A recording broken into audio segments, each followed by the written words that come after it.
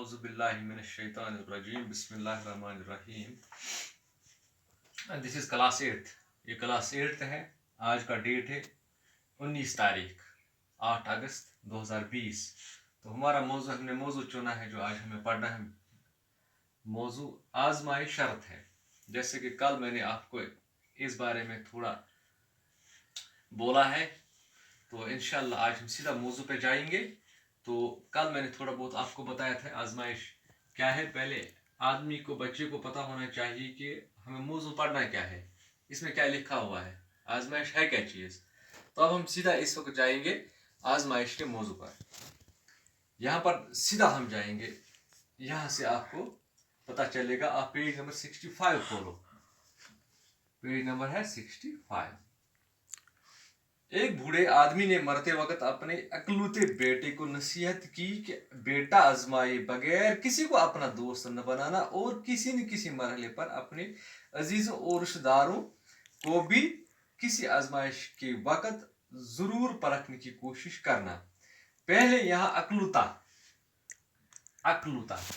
अलिफ कीफ लाम वालो तेलिफ्ता. अकलूता अलिफ कीफ लाम वालो तेलिफ्ता. पढ़ने में 8वीं जमात के बच्चे हम पढ़ने में बहुत दुश्वारी आती है, क्योंकि उर्दू में आपको ज़्यादा दिलचस्पी नहीं रहती, इंग्लिश मीडियम है. तो इसको अकलूता बोलते हैं. अकलूता मीन्स माने है कि एक ही बच्चा इसके पास था, एक ही बच्चा. अकलूता हो गया एक. क्या हो गया? एक. अकलूता माने एक बूढ़े आदमी ने मरते वक्त अपने अकलूते बेटे को नसीहत की. इसके पास एक ही बेटा था. इस बूढ़े मर्द के पास एक ही बेटा था, अकलूता था. शायद उसके पास बहनें भी नहीं होंगी, तो बेटा एक ही था. नसीहत फरमाई, उसने उसे नसीहत की कि बेटा आजमाए बगैर किसी को अपना दोस्त न बनाना.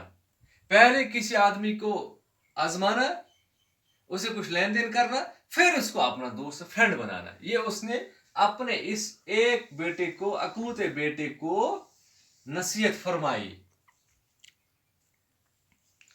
और किसी न किसी मरहले पर अपने अजीजों और रिश्तेदारों को भी किसी आजमाइश के वक्त जरूर परखने की कोशिश करना. और अपने अजीज होंगे, जो दोस्त होंगे, रिश्तेदार होंगे, भाई बहन होंगे, चचेरे मसेरे ममेरे होंगे, हमसाया होंगे, तो उनको भी आजमाइश के वक्त परखना है. पहले उनके साथ उनको आजमाना, बाद में उनके साथ ताल्लुकात कायम करना, ताकि आइंदा के लिए तुम्हें तजुर्बा हासिल हो. ये इसीलिए है कि आपको आइंदा जिंदगी गुजारने के लिए तजुर्बा हासिल हो. ये सब चीजें इसलिए है कि आजमाना क्यों है. इसमें यही मतलब हमें समझ में आ गया कि तजुर्बा हमें हासिल हो जाएगा और हम किसी परेशानी का शिकार न हो जाए. पहले आजमाना है, इससे हमें तजुर्बा हासिल हो जाएगा और हमें आइंदा फ्यूचर में कोई परेशानी हासिल ना हो. कल तक के लिए शुक्रिया. इंशाल्लाह कल फिर मिलेंगे. थैंक्स.